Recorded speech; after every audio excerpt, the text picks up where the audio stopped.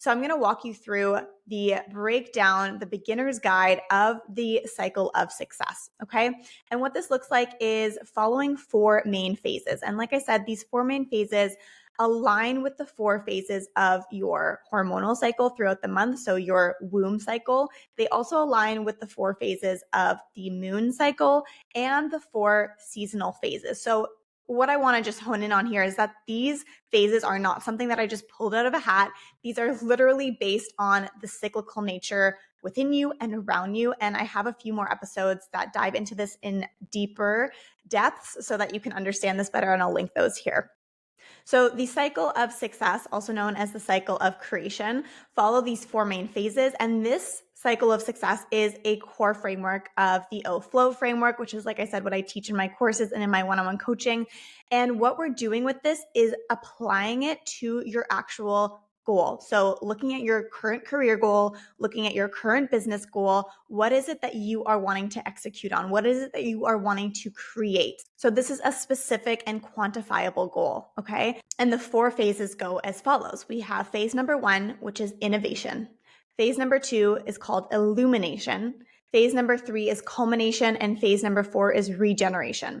So what happens a lot in society, and when we look at what goal creating structures were given or time management structures were given by, external frameworks, they really focus on the planning part and on the execution part, which super important parts. But if we're only focusing on those 2 parts, then we're really only getting 2 parts of the 4 phases.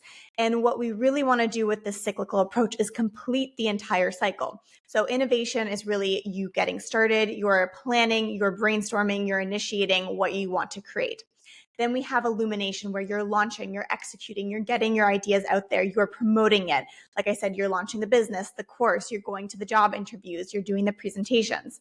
Then we have culmination, which is where you are wrapping things up, adjusting based on what you've now learned, reflecting. It is really this like coming together editing point. And we want to start bringing that into your creation process, because everything that you desire comes with a lesson. It comes with an opportunity for inner expansion and inner growth. And when we're only focused on the external result and not also looking at the internal shift that is happening, and it is always happening, that's when we miss out on the actual reason why our soul wants to achieve this goal, why we want to go through this challenging process of creating something new. And that is that inner growth experience. So that's what culmination does. Then we have regeneration, which is the 4th and final phase. And again, this is the one that is most disregarded by society when it comes to work. And those come with narratives around being lazy. It's lazy to rest. Rest is a reward you get at the end.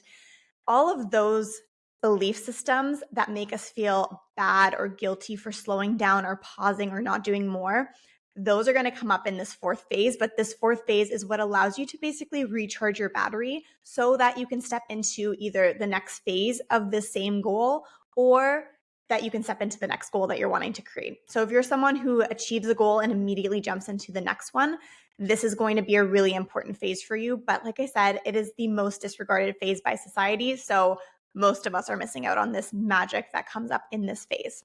So like I said before, you might be doing parts of these phases like the planning and initiating. And if you're anything like how I was, I love to plan. I love to feel in control. I love to be micromanaging everything. And that's just not how we tap into flow. That's not how we tap into expanded success that's greater than what you can possibly imagine for yourself right now. And so looking at this cycle of success and actually incorporating all 4 phases is going to be so key to actually elevating the results that you're getting and getting more clarity in what it is that you're actually wanting to execute on.